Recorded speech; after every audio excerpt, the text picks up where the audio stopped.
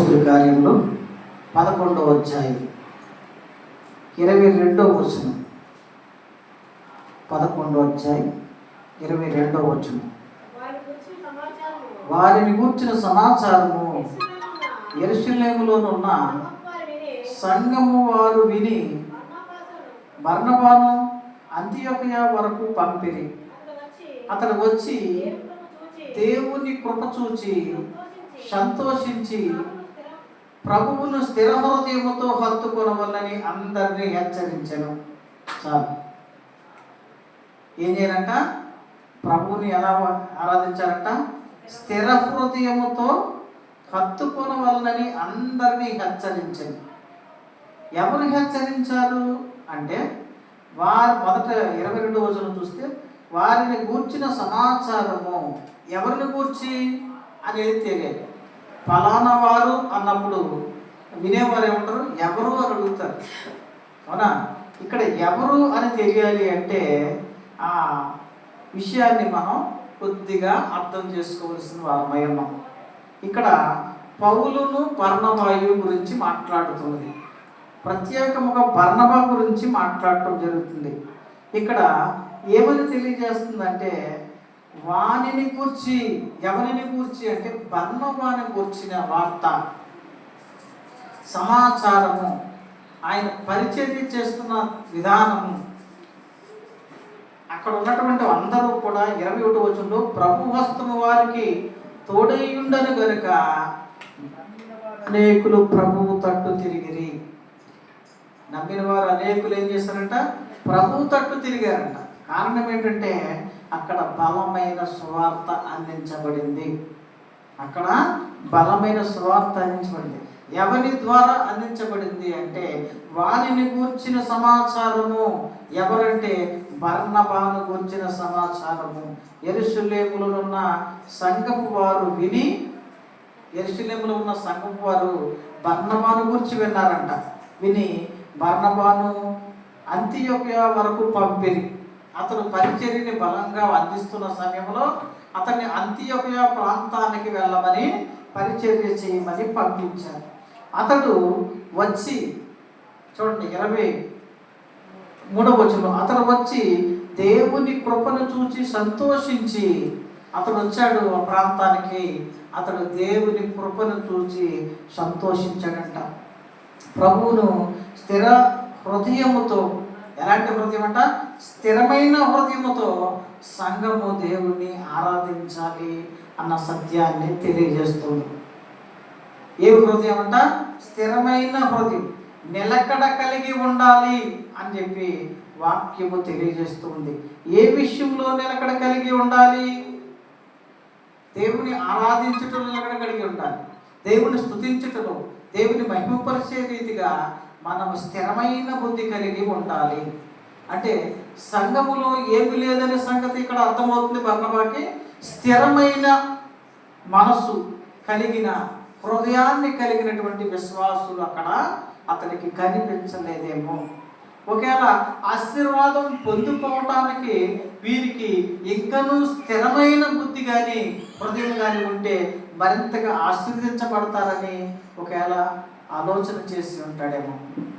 ప్రియమైన సంగమా, మనము కూడా స్థిరమైన హృదయము కలిగి మనము దేవుడిని ఏం చేయాలంట? హత్తుకొనవలెను. స్థిరమైన హృదయముతో దేవుణ్ణి హత్తుకొనవలెనని బర్నబా సంఘాన్ని హెచ్చరిస్తూ ఉన్నాడు. అంటే దేవుని కృపని పొందిన మనందరము కూడా, మనందరూ దేవుని కృపను పొందామంటారా? మన ఇంకనూ దేవుడు సజీవ లెక్కలో ఉంచాడు అంటే ఆ దేవుని కృప మాత్రమే. మనం ఇంకనూ సజీవ లెక్కలో ఉన్నాము అంటే ఆ దేవుని కృప. మనకి ఇంకనూ ఆహారమును వస్త్రమును సమృద్ధిగా అందించబడుతున్నాయి అంటే అది కేవలము దేవుని కృప మాత్రమే. ప్రపంచంలో కొంతమంది కొన్ని కోట్ల రూపాయలు ఆదాయం ఉన్నప్పటికీ కూడా సరైన ఆహారం లేని పరిస్థితికి ఉన్నది. మొన్న మధ్య లాస్ ఏంజల్ అనే ప్రాంతం అంతా కాలిపోయింది. అక్కడ ఉన్న వాళ్ళందరూ కూడా కోటీశ్వర్లు కాదు, కోట్ల రూపాయలు ఆదాయం కలిగిన వారు.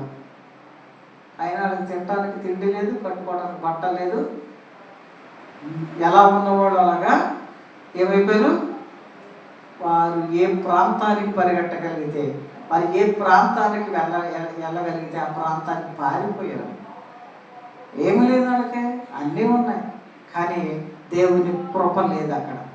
దేవుని కృప వారు పొందుకోకపోవడం ద్వారా, దేవుణ్ణి దూషించడం ద్వారా అక్కడ భయంకరమైన ఆనాడు సొదొమ గొమొర్రా ప్రాంతాన్ని అగ్ని గంధకముల చేత కాల్చినట్లుగా ఆ ప్రాంతం అంతయు కారు చిచ్చు చేత కాల్చబడింది. మరి మనమైతే ప్రశాంతమైన వాతావరణంలో సంతోషకరమైన ఆరోగ్యంతో జీవిస్తూ ఉన్నాం. అంటే దేవుడు మన మీద తన కృపని ఉంచాడన్న సత్యాన్ని తెలుసుకోవాలి.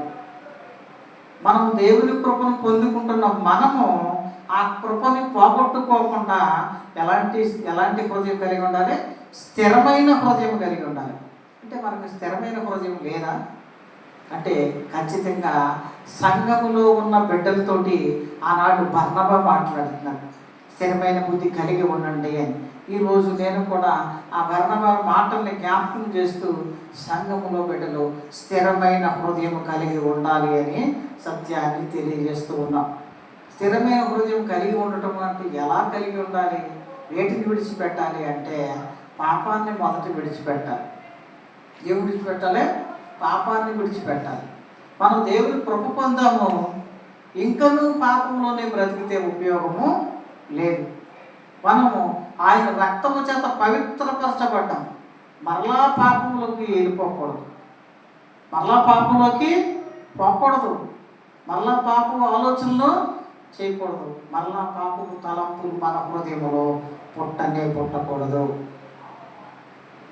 ఇవన్నీ దేవుని కృప పొందుకుంటూ కూడా మరలా పాపంలోకి వెళ్ళిపోతే మనం శిక్షించబడతాము. మీరు ఒకసారి ఇంటికి వెళ్ళిన తర్వాత లేవియాకాండము 26వ అధ్యాయం చదువుకుంటే ఎంతగా శిక్షించబడతాం అనేది తెలుస్తుంది. ప్రియబిడ్డలారా, దేవుని కృప పొందే మనము దేన్ని విడిచిపెట్టాలి? పాపాన్ని విడిచిపెట్టాలి. ఆల్రెడీ ఒకసారి పాపం విడిచిపెట్టామని ఒప్పుకున్న తర్వాతే కదా మనందరం నమ్మి బాప్తిసం పొందాం.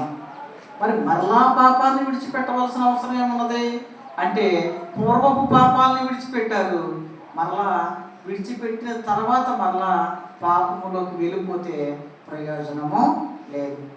పొందిన ఆ యొక్క ఆశీర్వాదాన్ని పోగొట్టుకునే స్థితిలోకి ప్రియమైన సంగమా వెళ్ళకూడదు అనే సత్యాన్ని బర్నబా నాడు సంఘానికి తెలియజేశాడు. అంటే మనం పాపాన్ని ఒకసారి విడిచిపెట్టి దేవుని ఒప్పుకున్నాం, మళ్ళా ఆ పాప మంచుల్లోకి మనం ఏం చేయాలంట? పోకూడదు. మొదటగా మనం పాపాన్ని విడిచిపెట్టాలి. 2, లోకం వైపు చూడకూడదు. లోకం మనల్ని ఏం చేస్తుంది? బహుగా ఆకర్షిస్తుంది అన్నమాట. చాలా ఎక్కువగా ఆకర్షణ లోకం చేస్తూ ఉంది. ఈ లోకం అంతా రంగురంగుల ప్రపంచం. ఈ రంగురంగుల ప్రపంచం ఎప్పుడు ఎలాగైనా నిన్ను ఆకర్షిస్తుంది. కొంతమందిని వస్తువుల చేత ఆకర్షిస్తే, కొంతమంది అలంకారం చేత ఆకర్షిస్తే, కొంతమందికి బట్టలు, కొంతమందికి బంగారం, కొంతమందికి డబ్బు, కొంతమందికి ఆస్తి, కొంతమందికి పదవి, కొంతమందికి వ్యామోహం. ఇలాంటి అన్నీ కూడా లోకంలో కలిగి ఉన్నాయి. మనం లోకము నుండి వేరు చేయబడ్డాం. ఎక్లీషియా అంటే సంఘము అని అర్థం. సంఘంగా మనందరం సమకూడడం అంటే అర్థం ఏంటంటే ఈ లోకము నుండి వేరు చేయబడ్డాం అంటే అనేకల నుండి మనం వేరు చేయబడ్డాం. వ్యవసాయం చేసేవారు ఏం చేస్తారో మంచి విత్తనాలు అనేవి ఒక చోట, ఒక మాదిరిగా ఉన్నటువంటి పాడైపోయి మరొక చోట గ్రేడింగ్ చేస్తూ ఉంటారు, అవునా? ఈ లోకం అనే ఈ ప్రపంచంలో మనం ఏం చేయబడ్డాం? వేరు చేయబడ్డాం. ఎలా వేరు చేయబడ్డాం అంటే మేలైన పంట వలె వేరు చేయబడ్డాం. మనల్ని ఒకసారి వేరు చేశారు. ఎలాగో తెలుసా? పాపాన్ని విడిచిపెట్టడం ద్వారా, దేవుణ్ణి వెంబడించడం ద్వారా మనం ఒక సంఘముగా సమకూరం. అంటే లోకము నుండి వేరుపరచబడ్డాం. అంటే లోకం ఎలా ఉంది?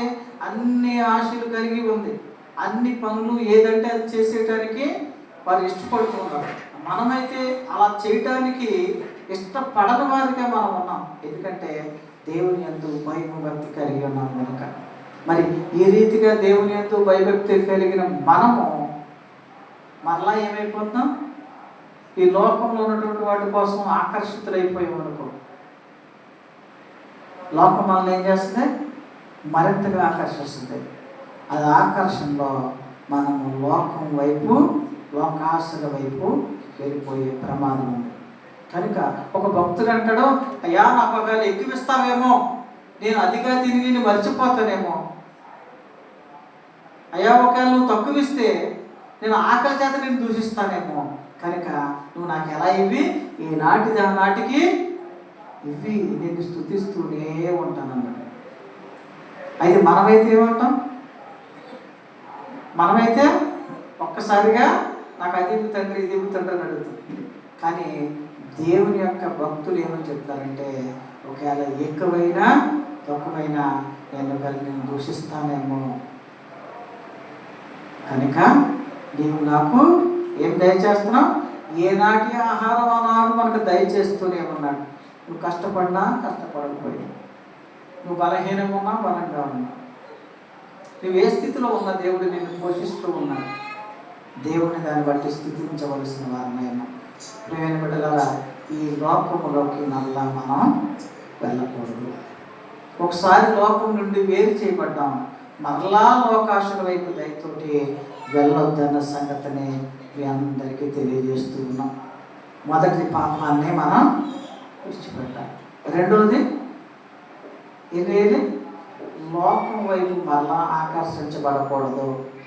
లోకం నుండి మనం ఒకసారి వేరు చేయబడ్డాం కనుక లోకంలో మరలా కలిసిపోయేవారిగా ఉండకూడదు. మూడవ విషయం, సాతాను సోదరులను జయించేవారిగా ఉండాలి. ఎలా ఉండాలంట? సాతాను సోదరులు జయించేవారిగా ఉండాలి. సాతాను సోదరులు పడిపోయేవారిగా ఉండకూడదు. సాతాను కపట హస్తాల్లో చిక్కుకుపోయేవారిగా ఉండకూడదు. సాతాను యొక్క దొంగ ఊబిలో దిగబడిపోయేవారిగా ఉండకూడదు. ఏం చేయాలి? సాతాను సోదరులు జయించాలి అంటే ఏం చేయాలి? మెలకువగా ఉండి ప్రార్థించాలి. మెలకువగా ఉండి ప్రార్థించాలి. ప్రియమైన బిడ్డలారా, మనము సోదరుల నుండి ఏం చేయబడాలి? వేరు చేయబడాలి. అంటే సోదరుల నుండి తప్పించబడాలి. సోదరులు జయించేవారిగా ఉండాలి. శోధన జయించాలి అంటే విశ్వాసం అనేటువంటి జీవితాన్ని కలిగి ఉండాలి. ప్రార్థన ఎడతెగక చేస్తూ ఉండాలి. నిత్యము కూడా మనం ప్రార్థిస్తూనే ఉండాలి. ప్రియపట్లరా, అలా ఎప్పుడైతే మనం ప్రార్థన చేస్తామో, ఎప్పుడైతే మనము లోకం వైపు వెళ్ళకుండా ఉంటామో, ఎప్పుడైతే పాపమును విడిచిపెట్టేస్తామో, అప్పుడు ఖచ్చితంగా మనము ఎలా ఉంటాం? ఇతరుల వలె ఉండము. మనము ఖచ్చితంగా ఇతరుల వలె ఉండము అన్న సత్యాన్ని తెలుసుకోవాల్సిందిగా తెలియజేస్తాం. ప్రభు ఏమంటాడంటే స్థిరమైన హృదయం కలిగి ఉండాలంటే, మరి స్థిరమైన హృదయం కలిగి ఉండాలంటే ఏం చేయాలి? విడిచిపెట్టాలన్న విషయాన్ని తెలియజేస్తాం. ఏమైనా విడిచిపెట్టాలి? పాపాన్ని విడిచిపెట్టాలని చెప్పాం, లోకం వైపు ఆకర్షితులవద్దని చెప్పాం, సాతాను సోదరుల నుండి తప్పించబడాలని చెప్పాం. ఇప్పుడు స్థిరమైన హృదయం కలిగి ఉండాలంటే మరొక 3 పనులు మనం చేయాలి. ఏంటంటే సహాయం చేసేవారిగా ఉండాలి. ఎలాగా? సహాయము చేసేవారిగా ఉండాలి. ఎవరికి సహాయం చేయాలి? స్థిరమైన హృదయం కలిగి ఉండాలంటే సహాయం చేసేవారిగా ఉండాలి. దానికి దీనికి సంబంధం ఏంటి అంటే, నిలువలేని పొరుగు వారిని ప్రేమించాలి. తోటి బిడ్డలు ఆపదలో ఉంటే వారికి ఏం చేయాలి? కాస్త సహాయము అందించేవారిగా ఉండాలి. సమరయుడు, మంచి సమరయుడు ఏం చేశాడు? ఒక వ్యక్తిని చూసి గాయపడిన వ్యక్తిని చేరదీశాడు. అతడు దేవుడికి ఇష్టడుగా ఉంటాడు. ఎందుకంటే నీకు తెలిసినా తెలియకపోయినా ఆపదలో ఉన్నారు, ఇబ్బందులు ఉన్నారంటే, పడిపోయాడంటే అతను లేవనెత్తిన వాడికి అటు ఆశీర్వాదం ఖచ్చితంగా లభిస్తుంది. అంటే ఇతరుల ఎడల ప్రేమ కలిగి ఉండాలి. ఇతరులకు సహాయం చేసే మనసు మనకు ఉండాలి. అంటే ఇతరులకు సహాయం చేసే మనసు మనకు ఉండాలంటే మొదట మన హృదయంలో స్వార్థ బుద్ధి పోవాలి. అది పోతే ఇతరులకు సహాయం చేయటం ఆటోమేటిక్గా అలవాడుతుంది. 2, విశ్వాసం కలిగి ఉండాలి. ఏం విశ్వాసం కలిగి ఉండాలి అంటే దేవుడు నన్ను పోషిస్తాడు, దేవుడు నన్ను ఈ పాపం నుండి తప్పించాడు, పరలోక రాజ్యాన్ని చేరుస్తాడు అనే బలమైన విశ్వాసం మనందరికీ ఉండాలి. విశ్వాసం లేకుండా నువ్వేం చేసిన ఉపయోగమో లేదు. విశ్వాసం లేకుండా బంధంలో కూర్చుని వెళ్ళిపోవడం వల్ల ఆశీర్వాదం రాదు. ఆశీర్వాదం రావాలంటే విశ్వాసంతో రావాలి.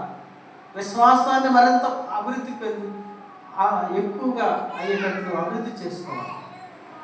విశ్వాసం అంటే ఏంటి? దేవుడు నీకు చేస్తాడనే నమ్మకాన్ని నిత్యము కలిగి ఉండాలి. చేస్తాడో చేయడో అని అపనమ్మకం ఉంటే విశ్వాసం అది అనిపించుకోదు. కనుక విశ్వాసం కలిగి ఉండాలి. 3, ప్రేమ కలిగి ఉండాలి. ఏముండాలి? ప్రేమ కలిగి ఉండాలి. ఓ సంఘంలో పాస్టర్ గారు ఇలాగే చెప్పారంట, అందరూ ప్రేమ కలిగి ఉండాలి అని చెప్పారంట. అందరినీ ఏం చేయాలి? ప్రేమిస్తూ ఉండాలని చెప్తారు. ఒక 3 వారాలు బట్టి ఒక అమ్మాయి కనపడుతుందండి. ఒక 3 వారాలు బట్టి ఒక ఆవిడ రావట్లేదండి. ఏంటమ్మా ఏం రావట్లేదని అంటే 4వ వారం వచ్చిందంట. అయ్యగారు వందనాలు అందండి.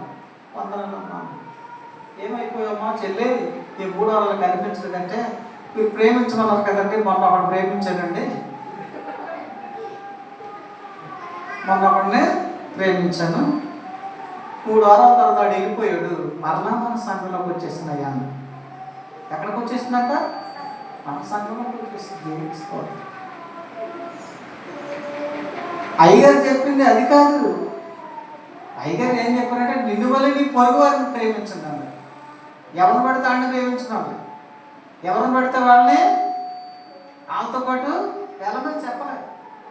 వాక్యం ఏం చెప్తుంది? నిన్ను వల్ల నీ సహోదరుని ప్రేమించండి, నిన్ను వల్ల నీ తోటవాడిని ప్రేమించండి. అంటే ఆయన చెప్పింది ఏం చేయలేదు, వినుట వల్ల విశ్వాసం వస్తుంది. విశ్వాసం కలిగి ఉండటం ద్వారా సహాయం చేయటం మనసు వస్తుంది.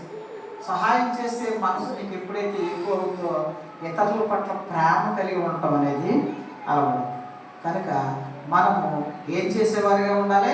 తోటి సహోదరులు ప్రేమించేవారిగా ఉండాలి. సంఘమును ప్రేమించేవారిగా ఉండాలి. సంఘ పరిచర్యను ప్రేమించేవారిగా ఉండాలి. సంఘ పరిచర్యలో పాలు పంపులు పంచుకునే వారిగా ఉండాలి. సంఘంలో ఒకరి యందు ఒకరు ప్రేమ కలిగి ఉండాలి. ఆ రకంగా నిత్యము కూడా దేవుణ్ణి ప్రేమిస్తూ, దేవుణ్ణి ఆరాధిస్తూ, ఆయన్ని మహిమపరుస్తూ ఒకరి యందు ఒకరు ప్రేమ కలిగి ఉండాలి. అలా ఉంటే మనకి దేవుడు ఏం చేస్తారో ఆశీర్వాదాలు దయచేస్తాడు. మరొక మాట ఏం చేయాలంటే సంఘముతో సహవాసంతో కొనసాగాలి. సంఘం యొక్క సహవాసంలో కొనసాగాలి. బర్నబా చెప్పే మాటల్లో స్థిరమైన హృదయం కలిగి ఉండమంటాడు.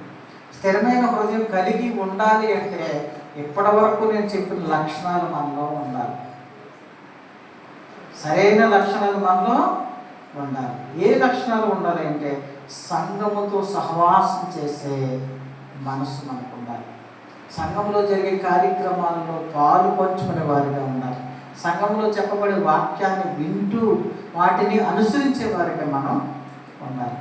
సంఘ కార్యక్రమాల్లో, సంఘ పరిచర్యలో, సంఘ సువార్తలో, పాటల పాటు యందును, వాక్యము వినుట యందును ఆసక్తి కలిగి మనం ఉండాలి. అంటే సంఘాన్ని స్థిరమైన హృదయం ఎందుకు కలిగి ఉండమంటారంటే కొంతమంది దేవుని ఆరాధిస్తారు, దేవుని మహిమపరుస్తారు, దేవుని మాటలు వింటారు, దేవుని మందిరానికి వెళ్తారు, ప్రభువుని ఘనంగా స్తుతిస్తారు. కానీ మరలా ఏం చేస్తారంటే చెయ్యకూడని పనుల వైపు వెళ్ళిపోతూ ఉంటారు. కనుక ఓ స్థిరము లేని, బుద్ధి లేని సంఘ బిడ్డలారా ఏమని చెప్తాడు? మీ హృదయాలు స్థిరంగా ఉండాలి అని చెప్తున్నాడు. అంటే నిలకడ లేని జీవితాలు కలిగి ఉన్నామేమో. ఒకవేళ మనల్ని కూడా ఈ ప్రశ్న వేస్తే మనం స్థిరమైన బుద్ధి కలిగి ఉన్నామా? ఏదైనా సమస్య వస్తే మనం ఎటుబడితే అటు వెళ్ళిపోతున్నామా? లేకపోతే ఏ నిర్ణయాలు పడితే ఆ నిర్ణయాలు తీసుకుంటున్నామా? దేవుని మీదే భారం పెట్టి ఉంటున్నామా? ఆలోచిస్తే దేవుని మీద భారం పెట్టి ఉన్నవారు విజయాన్ని సాధిస్తారు. అలా కాకుండా స్థిరమైన బుద్ధి లేకుండా, విశ్వాసం లేకుండా ఏ మాటలు పడితే ఆ మాటలు విని లోకంలో ఎవరే పని చేస్తే ఆ పనులు చేసుకుంటూ పోతే దేవుడు ఏం చేస్తాడో మనల్ని మెచ్చడు. కనుక మనల్ని మెచ్చాలి అంటే మన హృదయం ఎలా ఉండాలి? స్థిరమైనదిగా ఉండాలి. అంటే ఏం చేయాలి? జ్వరం వస్తే ఎక్కడికి వెళ్ళాలి? డాక్టర్ గారి దగ్గరికి వెళ్ళాలి. మొదట ప్రార్థన చేసుకుని తర్వాత డాక్టర్ గారి దగ్గరికి వెళ్ళాలి. అలా కాకుండా ఎవడు ఏ తాడు పెడితే ఆ తాడు కట్టించుకోవటం, ఎవడు ఏం చెప్తే అది చేయటం, ఎవడు ఎక్కడికి వెళ్ళమంటే అక్కడికి వెళ్తాం, రాయిని రప్పని ఆటి వీటిని పూజించడం ద్వారా నీకు విశ్వాసం కాదు కదా, ఉన్న విశ్వాసం పోదు. దేవుడు చెయ్యాలనుకున్నటువంటి, ఇవ్వాలనుకున్న మేలు, దేవుడు నీకు చెయ్యాలనుకున్నటువంటి పనులు ఏమైపోతాయి? చేయకుండా అయిపోతాయి. కనుక స్థిరమైన బుద్ధి లేని వారిగా మనం ఉండకూడదు. ఈ విషయాన్ని ఆనాడు అంత్యోకియ దగ్గర ప్రాంతంలో పరిచర్య చేస్తున్నటువంటి బర్నబా సంఘానికి హెచ్చరించాడు. సంఘం బాగుంది, సంఘం పరిచర్య బాగుంది, కానీ వారిలో ఏం లేదు? స్థిరమైన హృదయం లేదు. కనుక స్థిరమైన హృదయం కలిగి ఉండమని సంఘానికి తెలియజేస్తున్నాడు. ప్రియమైన బిడ్డలారా, నిజంగా మనము కూడా స్థిరమైన బుద్ధి కలిగి ఉన్నామా? మనం కూడా స్థిరంగా ఉన్నామా లేదా ఆలోచిద్దాం. ప్రార్థన చేస్తాం, అయిపోయిన తర్వాత వీధిలోకి వెళ్ళిన తర్వాత ఎవరిని పడితే వాళ్ళని తిడితే ఆ ప్రార్థన ప్రతిఫలం లేదు, ఉపయోగం లేదు. అవునా? ప్రార్థన అయిపోయిన వెంటనే ఏ వెకిలి చేష్టలు చేసే పనులు, లేకపోతే పోకిరి చేష్ట చేసే పనులు చేస్తే ఇంకా ప్రార్థనకి ఇంకేం ఉపయోగం? నువ్వు చేసే ప్రార్థన దేవుడి దాకా వెళ్ళొద్దా? ఒక వెళ్ళిన దేవుడు నేను అంగీకరిస్తాడా? ఎందుకంటే మనకి సరైన హృదయం లేదు. దేవుడు నిన్ను ఆశ్రయిద్దాం అనుకునే లోపలనే నువ్వేమైపోతున్నావు? గాడి తప్పిపోతున్నావు. దేవుడు నిన్ను దీవిద్దాం అనుకునే లోపలనే నువ్వేమైపోతున్నావు? త్రావు తప్పి వేరే త్రోవలోకి వెళ్ళిపోతున్నావు. మళ్ళీ అక్కడ ఏం ఫలితం లేనప్పుడు అయ్యా అనుకుంటా మరలా వస్తూ ఉంది. అలాంటి హృదయము మనలో ఉండకూడదు అని చెప్పి వాక్యం ఈరోజు నేరుగా నీతో నాతో మాట్లాడుతుంది. మనందరం కూడా ఎలాంటి హృదయం కలిగి ఉండాలి? స్థిరమైన నిలకడ కలిగి ఉండాలి.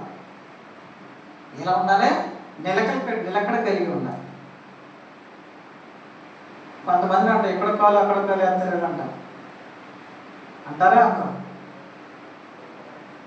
అంటే అర్థం ఏంటి? ఎక్కడ స్థిరంగా రెండు పడవల మీద కాలు వేస్తే ఏమవుద్ది? ఈ పడవలకి ఆ పడవ వెళ్ళినప్పుడు రెండు పడవలు క్షేమంగానే ప్రయాణం చేస్తాయి. దాని మీద దీని మీద కాలు వేసి మధ్యలో పడతాయి. అవునా? కనుక మనము అలాంటి నిలకడలేని జీవితాన్ని జీవించేవారుగా ఉండకూడదని చెప్పి వాక్యం చెప్తుంది. స్థిరమైన హృదయం కలిగి దేవుని ఆరాధించేవారుగా ఉండాలి అని ఈరోజు దేవుని వాక్యం నీతో నాతో నేరుగా మాట్లాడుతుంది. అపొస్తలుల కార్యములు 13వ అధ్యాయం. అపొస్తలుల కార్యములు 13వ అధ్యాయం 43 చూడండి. 13:43 వచ్చింది.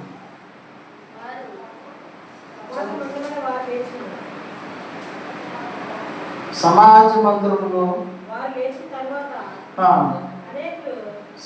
మందిరములోని వారు లేచిన తర్వాత అనేకులు యూదులను భక్తిపరులైన యోధమత ప్రవిష్టులను పౌలును బర్నబాను వెంబడించిరి. వీరు వారితో మాట్లాడుచు దేవుని కృపయందు నిలకడగా ఉండవలని వారిని హెచ్చరించారు.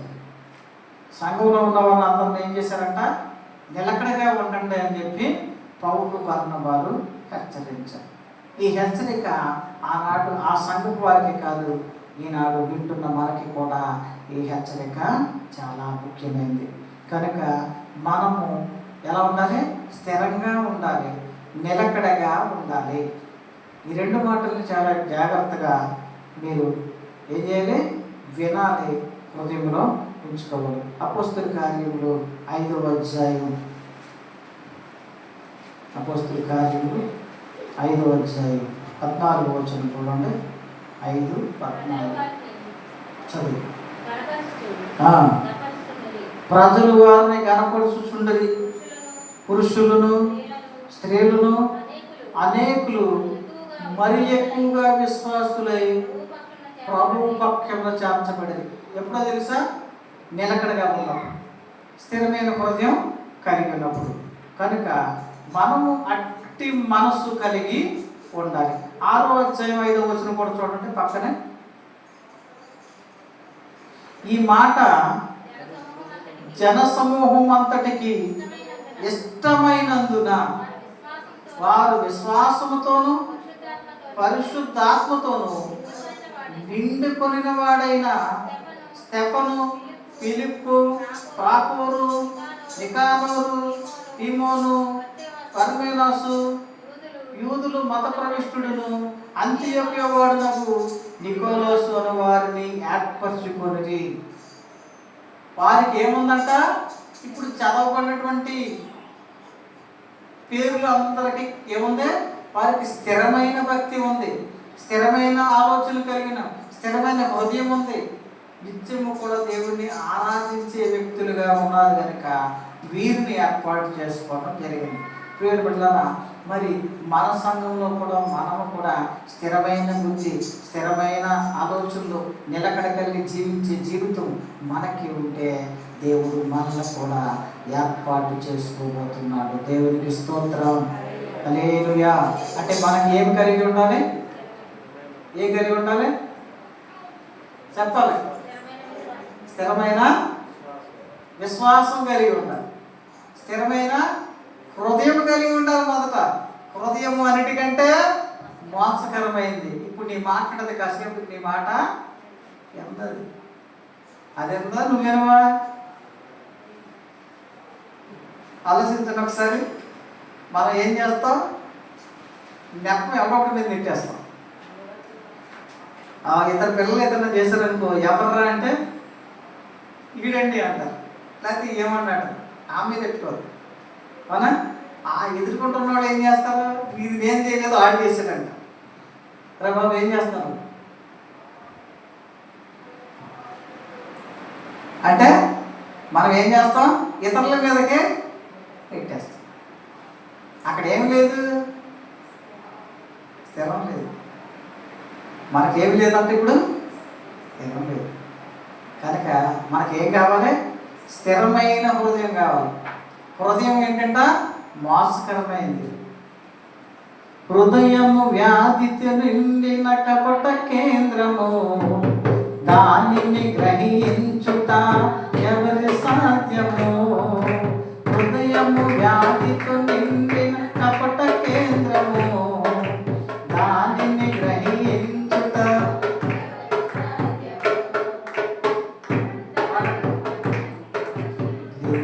యేసయ్యా స్థిర మనస్సును నాకు, నా మదిని గోవెనగా మలచుకోవయ్యా, నా హృదిని తారాజుగా పిలచిపోవయ్యా, నా మదిని గోవెనగా మలచుకోవయ్యా, నా హృదిని రాజుగా నిలచిపోవయ్యా, మనసున్న మంచి దేవా.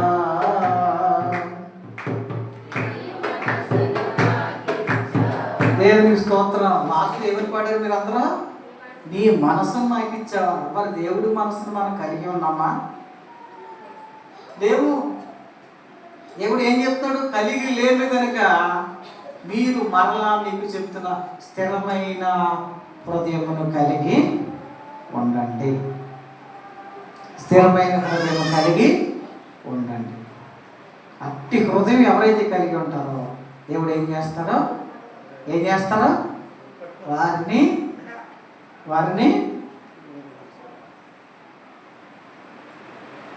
దేవుడు దీవిస్తాడు.